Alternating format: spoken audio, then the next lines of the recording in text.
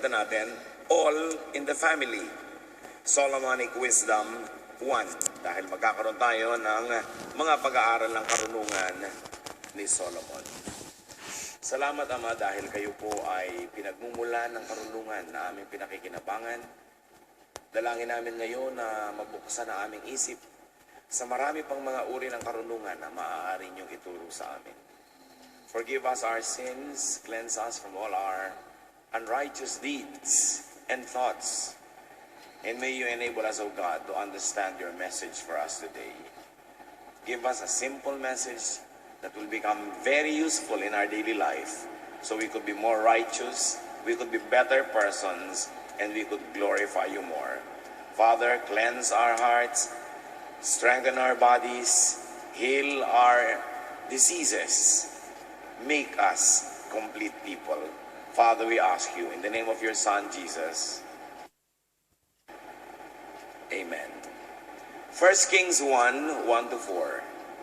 King David was now an old man, and he always felt cold, even under a lot of blankets.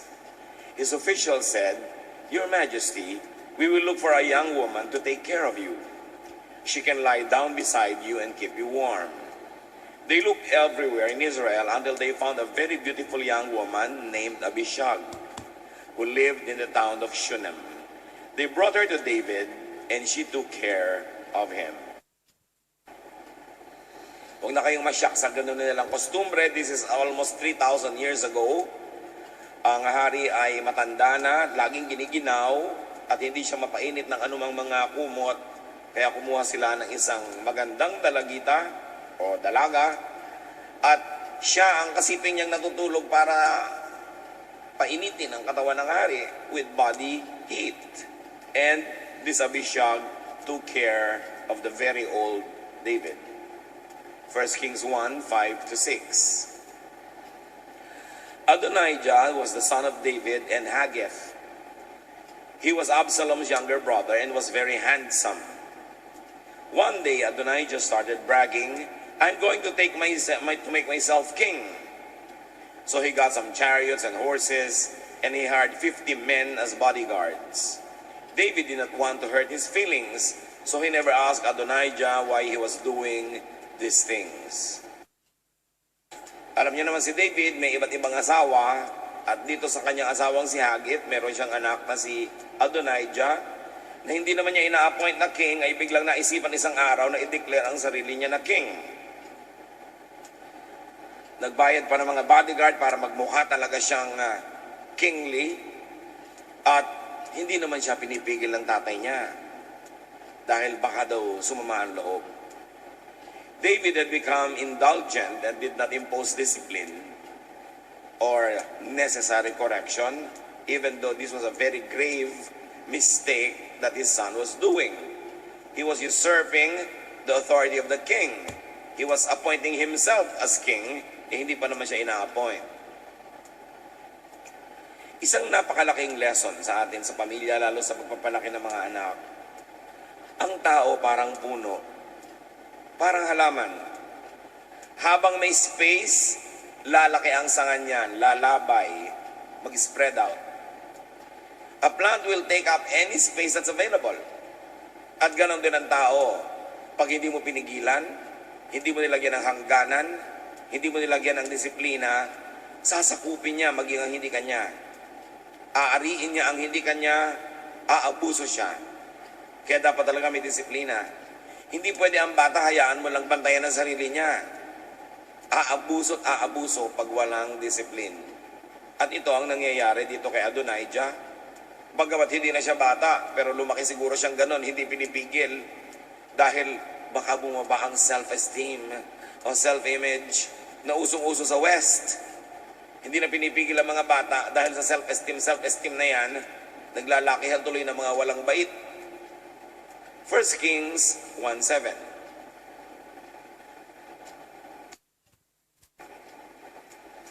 Adonijah met with Joab, the son of Zeruiah, and Abiathar, the priest, and asked them if they would help him become king.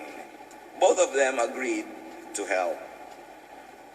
Hindi siya sa tatay niya humingi ng tulong, kundi dun sa isang strong man si Zeruiah at si Abiathar na priest para talagang magmukhang legitimate ang ginagawa niya. Kailangan may priest, may anointing, but he was doing this behind the king's back. So he needed legitimizers, he needed deodorizers. At lahat ng mga illegitimate regimes, lahat ng mga power grabbers, kailangan nila yan, legitimizer.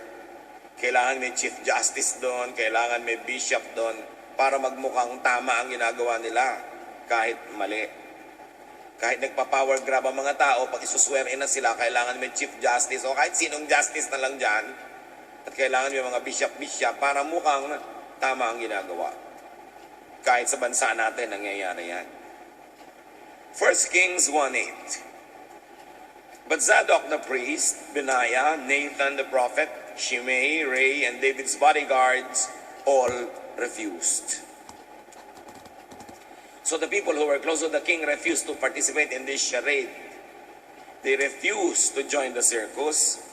Meron silang paninindigan, and obviously now there was going to be division in the kingdom.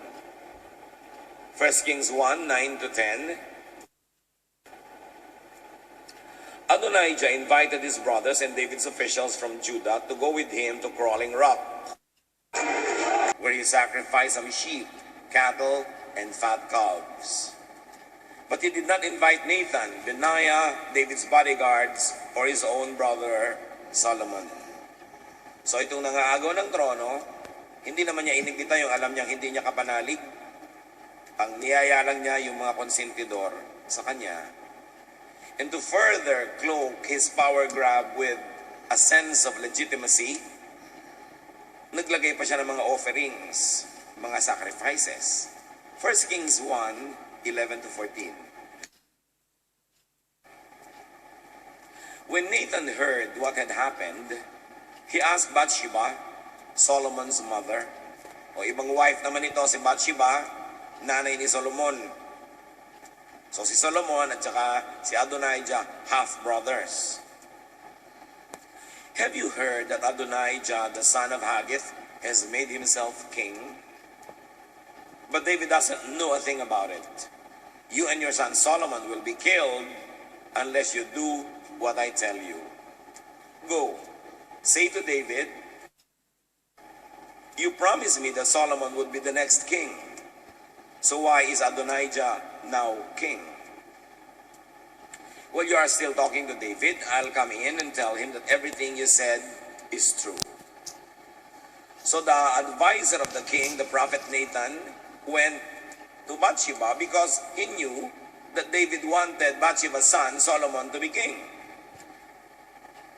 At sabi niya, pumunta ka sa king, sabihin mo yung nangyayari, at bibigyan kita ng follow-up, susuportahan kita, susunod ako. So yun nga ang nangyari. She obeyed that very sound counsel. 1 Kings 1:15-21. Meanwhile, David was in his bedroom where Abishag was taking care of him because he was so old. Bathsheba went in and bowed down. What can I do for you? David asked. Bathsheba answered, Your Majesty, you promised me in the name of our Lord your God that my son Solomon would be the next king. But Adonijah had already been made king and you didn't know anything about it. Your Majesty, everyone in Israel is waiting for you to announce who will be the next king.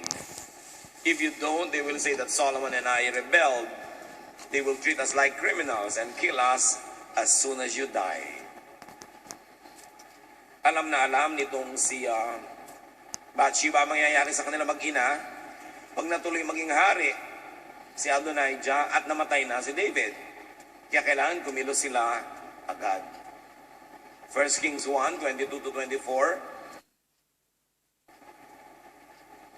Just then, Nathan the prophet arrived. Someone told David he was there, and Nathan came in. He bowed with his face to the ground and said, Your Majesty, did you say that Adonijah would be king? Ang ganda ng pasok niya, patanong, sinabi niyo ba na magiging hari talaga siya? It was a very diplomatic entry.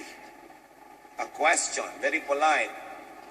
Hindi siya nagsabing, hindi nyo alamin, nangyayaring ganito, ganyan, ganyan, ganyan. Because he was talking to the king. Remember, when you talk to the king or any form of a king or a leader or somebody important, do not tell, do not preempt, and do not outwit kings. Kahit ang mga Chinese emperors nung araw, pag may mga advisor sila, the advisor does not give perfect advice. Nilalagyan niya ng konting mali ang ina-advise niya, konting pangit, para yung emperor, pupunahin yung pangit at mali, i-correct niya, magmumukha ngayon yung emperor na matalino at hindi pinangunahan lang.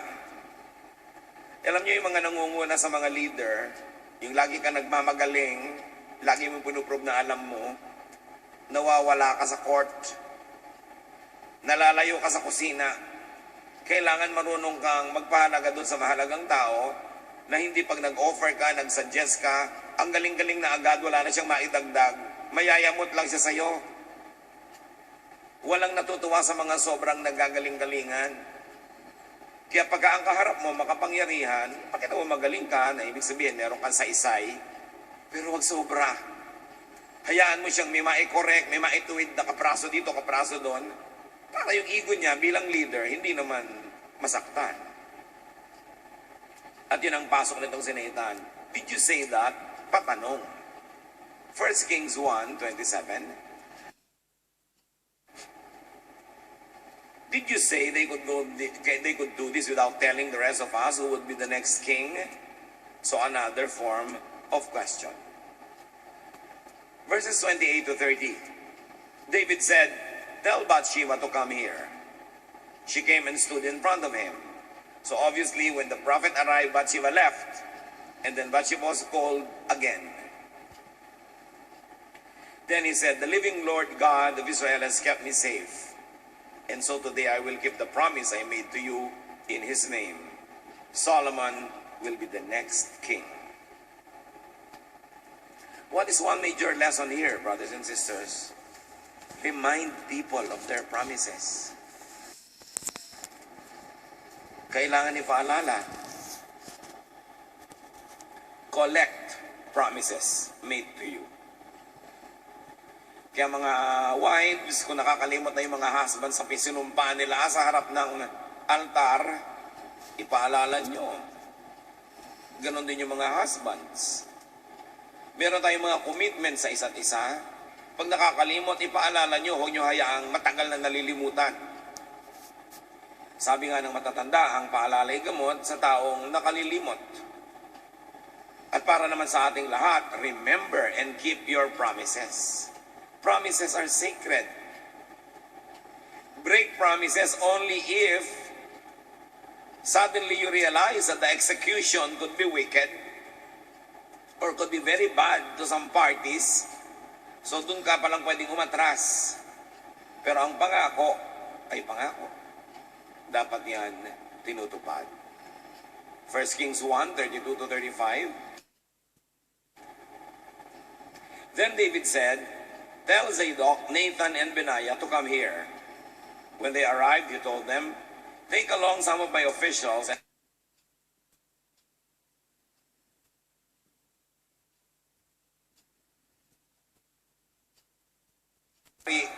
pero nabalitaan nila na idineclare si Solomon na hari at yun ang talagang declaration coming from the palace. So natakot sila.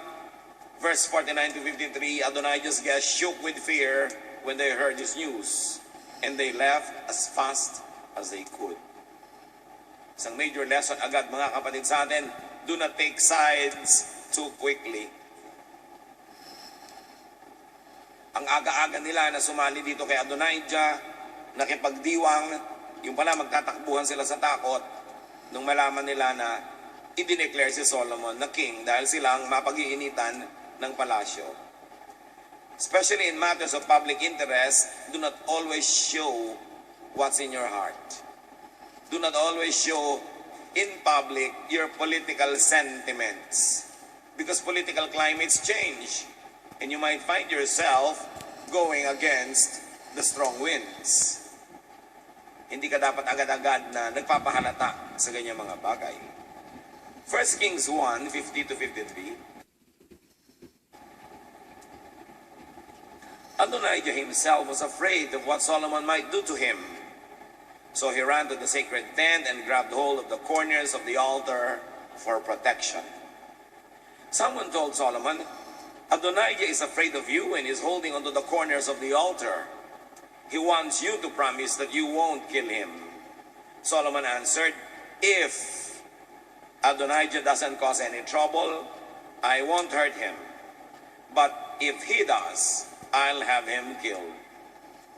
Marunong talaga itong si Solomon eh. Nung nangunyapit yung kanyang kapatid doon sa gilid ng altar, ibig sabihin kumukuha siya ng protection from God. At pag may nangunyapit doon, hindi mo siya pwedeng tanggalin doon. Merong ganyan na sophisticated tool ang Israel. Meron sila mga cities of refuge. If the government is against you or the king is after you, you go to that city of refuge, nobody can touch you. Meron silang mga ganong proteksyon para sa mga mahihina o yung mga angkala. Hindi ko siya papatayin. Pero oras na gumawa siya ng gulo, papatayin ko siya. Verse 53. Then he sent someone to the altar to get Adonijah. After Adonijah came,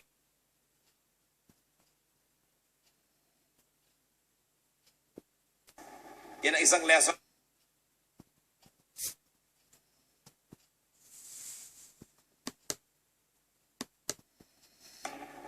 A blanket yes or no, a blanket promise to anyone. Huwag kayong nangangako ng ganun-ganun lang. Pag kami nagsabi sa inyo, mamahalin mo ba ako habang buhay? Huwag mo sabihin agad, yes, promise. Sabihin mo agad, kung mamahalin mo rin ako.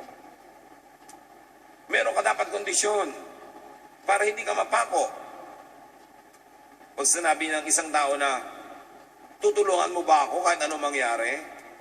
Oo, tutulungan kita kung hindi ka gagawa ng masama. Kung hindi ikakapahamak ng pamilya ko ang pagtulong ko sa iyo.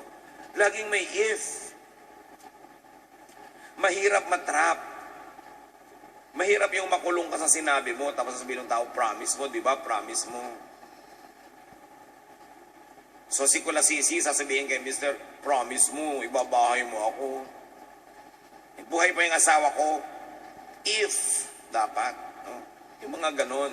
Hindi yung wala man lang if. So, nakauwi ng maluwalhati yung Adonijah na to.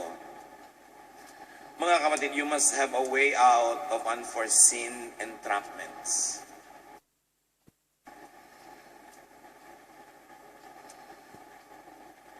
Dahil hindi mo hawak ang bukas, hindi mo matiyak kung ano magagawa. Ang mangyayari, do not be too quick to commit. Do not give promises to wily people. Yung mga masyadong wise,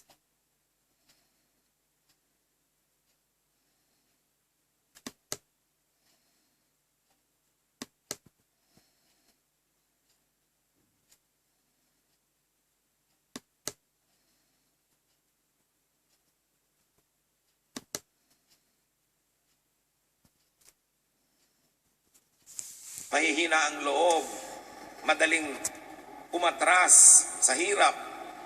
Kailangan tinitrain silang maging matapang. Therefore, do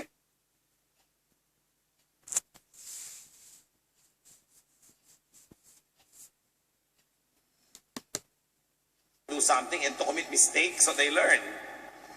Because when you're overprotective, you will produce weaklings. Mga lampa, mga walang desisyon, mga mahihina ang loob, mga walang diskarte sa buhay. At usually, yan ang napoproduce ng mga very strong mothers. Many very strong mothers produce very weak sons. Kasi lagi na lang sila ang nasusunod. Laging sila ang may gagawin. Sila ang kikilos para tama. O para madali, ako na lang gagawa, etc. etc. Nado-dominate yung mga anak. And you know, you don't have to look far. In our country, we have many, many, many strong women. And look at the sons.